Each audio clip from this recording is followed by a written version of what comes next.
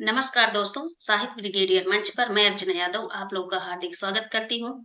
आज हम कृष्ण भक्ति शाखा की सगुण काव्य धारा के बारे में कुछ अध्ययन करेंगे। इसमें जो महत्वपूर्ण तथ्य है उसके बारे में जानेंगे। और आइए देखते हैं कृष्ण भक्ति शाखा के भावगत विशेषताएं कौन कौन सी हैं। पहला है शुद्धाद्वैतवाद व पुष्टि मार्ग, जो वल्लभाचार्य के प्रभाव से था, और मध्वाचार्य के द्वैतवाद व निम्बार्काचार्य के द्वैताद्वैतवाद का भी इस पर प्रभाव था।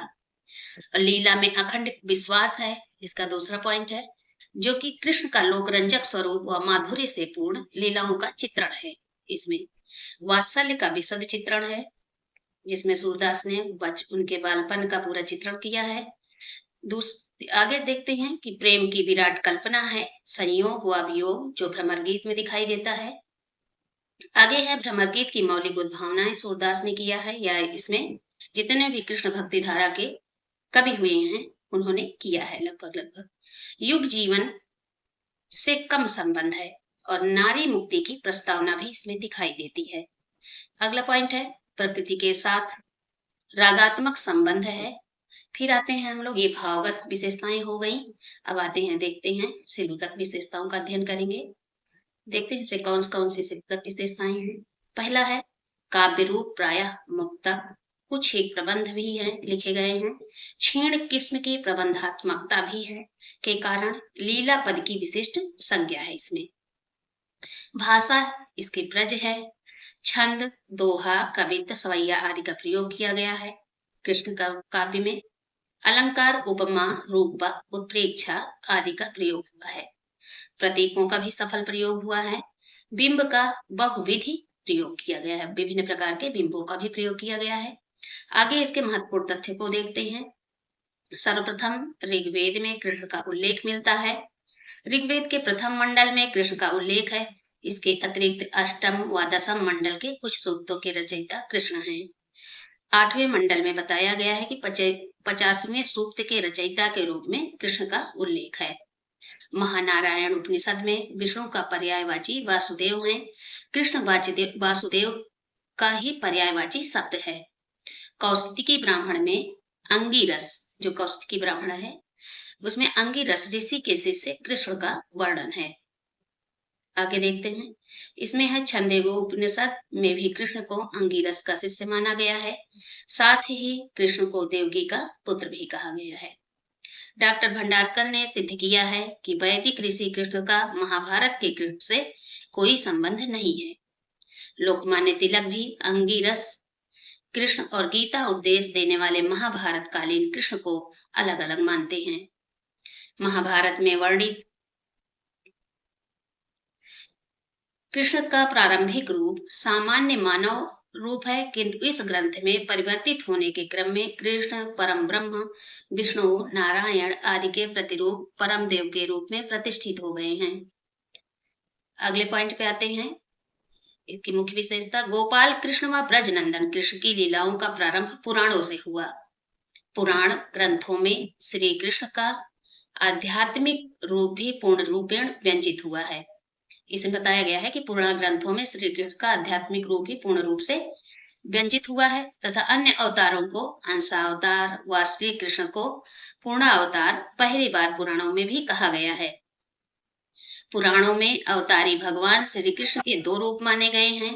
पहला है ऐश्वर्यमय कृष्ण और दूसरा है माधुर्यमय कृष्ण। एक में दिखाया गया है कि ऐश्वर्यमय कृष्ण कैसे हैं, दूसरे में उनका मधुरता का रूप दिखाया गया है। लोक रक्षक संबंधी लीलाएं ये सर्व रूप के अंतर्गत आती हैं, तथा लोक रंजक संबंधी रूप माधुर्य भाव के भीतर आती हैं। पुराणों में ब्रजवासी लीला पारायण कृष्ण ही प्रमुख रहे। महाभारत के कृष्ण व द्वारिकाधीश कृष्ण नहीं। ये बता रहे हैं कि पुराणों में जो ब्रजवासी लीला पारायण कृष्ण हैं वे ही प्रमुख रहे, और महाभारत के कृष्ण वह द्वारिकाधीश कृष्ण नहीं है। और इनके दोनों रूपों को दिखाया गया है। पहला है ऐश्वर्यमय कृष्ण और माधुर्यमय कृष्ण। लोक संबंधी लीलाओं का भी वर्णन किया गया है। भागवत पुराण के आधार पर प्रथम संप्रदाय माधव संप्रदाय है, जिसमें द्वैतवाद के सिद्धांत पर कृष्ण की उपासना पर जोर है। अगला पॉइंट है भागवत पुराण में राधा का उल्लेख नहीं मिलता, तथापि उसमें एक कृष्ण की विशेष प्रिय गोपी का उल्लेख अवश्य मिलता है, जिसने पूर्व जन्म में कृष्ण की आराधना की थी, और आराधना शब्द से ही राधा की उत्पत्ति प्रतीत होती है। गोपाल तापनी उपनिषद में सर्वप्रथम राधा की चर्चा कृष्ण की प्रेयसी के रूप में मिलती है। कुछ विद्वान हाल की जो प्राकृत रचना है गाथा सतसई से राधा का प्रथम वर्णन मानते हैं। साहित्य संस्कृत में सर्वप्रथम कृष्ण के अलौकिक कर्मों का चित्रण अश्वघोष की रचना बुद्धचरित, जो कि प्रथम शती ईस्वी में लिखा गया, प्रथम शताब्दी में मिलता है। ये सर्वप्रथम कृष्ण के अलौकिक कर्मों का चित्रण इसमें अश्वघोष की रचना बुद्धचरित में मिलता है। बंगाल के अंतिम शासक लक्ष्मण सेन के सभा कवि जयदेव ने 12 सर्गों में कोमलकांत पदावली में भी गीत गोविंद की रचना की है। अब आते हैं ये आदिकाल का, जहां से आधुनिक काल की शुरुआत 14वीं शताब्दी शुरू होती है, उसी समय को बताया गया है कि भागवत पुराण का अगला पॉइंट है, भागवत पुराण से लिया गया है कि भागवत पुराण का रास शरद रास है, लेकिन गीत गोविंद का रास वसंत रास पाया गया है। बता रहे हैं कि भागवत पुराण का जो रास शब्द है वो शरद रास से संबंधित है, लेकिन जो गीत गोविंद का रास बताया गया है उसमें वसंत रास का वर्णन किया गया है। संस्कृत में अश्वघोष कृत बुद्धचरित, जयदेव कृत गीत गोविंद, भट्ट नारायण कृत वेणी संहार और रूप गोस्वामी कृत उज्ज्वल नीलमणि, और प्राकृत में हाल कृत गाथा सत्सई, गाथा सप्तशती भी इसका नाम है, हेमचंद कृत प्राकृत व्याकरण व द्वाश्रय काव्य आदि काव्यों में ग्रंथों में कृष्ण का उल्लेख मिलता है। देखिए कहाँ कहाँ मिलता है, एक बार इसको पुनः दोहरा देते हैं। संस्कृत में अश्वघोष कृत बुद्धचरित, इसमें भी कृष्ण का उल्लेख मिलता है। जयदेव कृत गीत गोविंद और भट्ट नारायण के वेणी संहार में, रूप गोस्वामी के उज्ज्वल नीलमणि नामक ग्रंथ में, प्राकृत के हाल कृत गाहा सत्सई या गाथा सत्सई सप्तशती में, और हेमचंद कृत प्राकृत व्याकरण या द्वाश्रय काव्य आदि ग्रंथों में कृष्ण का उल्लेख मिलता है। आइए आगे देखते हैं कि आधुनिक भारतीय भाषाओं में कृष्ण काव्य का आरंभ मैथिल कोकिल विद्यापति से माना जाता है। पदावली में राधा कृष्ण की प्रेम लीलाओं का वर्णन है। पदावली है विद्यापति की, उसमें बता रहे हैं कि राधा कृष्ण की प्रेम लीलाओं का वर्णन है। आते हैं महाराष्ट्र के वारकरी महानुभाव व जय कृष्ण संप्रदायों में भी कृष्ण भक्त, एक पॉइंट छूट गया है, मैं फिर से उसको पढ़ देती हूँ। आधुनिक भारतीय भाषाओं में कृष्ण काव्य का आरंभ मैथिल कोकिल विद्यापति से माना जाता है, जो कि उनकी रचना है पदावली, जो मैथिल भाषा में लिखी गई है, में राधा कृष्ण के प्रेम लीलाओं का वर्णन है। महाराष्ट्र से वारकरी महानुभाव व जय कृष्ण संप्रदायों में भी कृष्ण भक्ति साहित्य की रचना हुई है, और इसमें कुछ कवियों ने अपभ्रंश मिश्रित हिंदी के पद भी लिखे हैं। निर्गुण व सगुण भाव का मिश्रण है। नामदेव के कुछ पदों में कृष्ण की सगुण भक्ति का उल्लेख है। आइए देखते हैं, बंगाल के वैष्णव सहजिया संप्रदाय में भी राधा कृष्ण भक्ति वर्णन है। रस व रति नाम से कृष्ण व राधा का उल्लेख है। यहाँ पर रस कृष्ण का नाम है और रति नाम राधा का उल्लेख है। रति नाम से परिकीया भाव से राधा की आराधना यहाँ पर की जाती है। किसमें? बंगाल के वैष्णव सहजिया संप्रदाय में।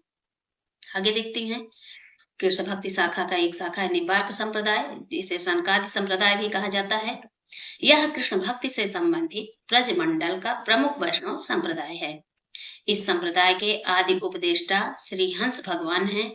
निम्बार्क तक यह क्रम इस प्रकार है: श्री हंस भगवान, सनकादिक नारद मुनि, आचार्य निम्बार्क। आगे देखते हैं, आचार्य निम्बार्क के बारे में जानते हैं। आचार्य निम्बार्क ये नारद मुनि को इन्होंने अपना गुरु मानते हैं। शैशवावस्था में इनका नाम नियमानंद था। आरुण भी इनका एक नाम पाया जाता है। ब्रह्म सूत्रों के व्याख्याता वादरायण व्यास को निम्बार्क का समकालीन माना जाता है। जिन्होंने ब्रह्म सूत्रों की व्याख्या की है वादरायण व्यास, इनको निम्बार्क का समकालीन माना जाता है। हालांकि डॉक्टर भंडारकर इसे स्वीकार नहीं करते। ध्रुव क्षेत्र मथुरा में नियमानंद अपने आश्रम पर एक बार जैन साधु के शास्त्र चर्चा में इतने लीन हो गए कि सूर्यास्त हो गया। वह भोजन की बेला न रही। नियमानंद पश्चाताप व वेदना से भर गए, परंतु तभी आश्रम के नीम के वृक्ष के ऊपर सूर्य अपनी किरणें फेंकने लगा। जैन साधु को तभी भोजन कराया गया। उसी दिन से नियमानंद का नाम निम्बार्क अर्थात नीम पर सूर्य को दर्शन कराने वाला हो गया। अगला पॉइंट देखते हैं। दक्षिण में जन्मे निम्बार्क की कर्मभूमि ब्रजमंडल ही रही। उन्हें भगवान सूर्य व कृष्ण के सुदर्शन चक्र का अवतार भी माना जाता है। अत्यंत सुंदर होने के कारण इनका नाम सुदर्शन भी था। निम्बार्क का दार्शनिक सिद्धांत द्वैताद्वैतवाद है, जिसे प्राचीन भेदवाद का ही नवीन रूप माना जाता है। इनके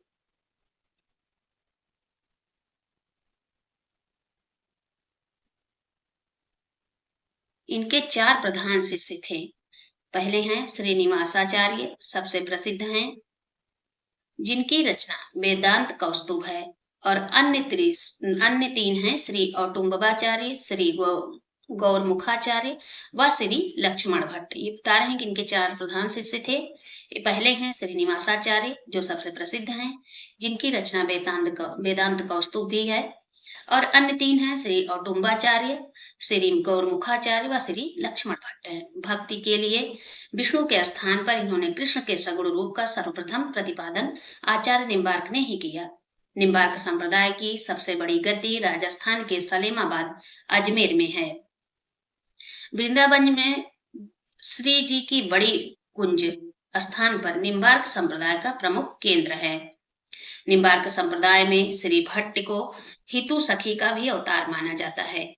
युगल शतक में इनकी रचना है युगल शतक, इसमें 100 पद हैं। धन्यवाद दोस्तों। जय हिंद, जय हिंदी।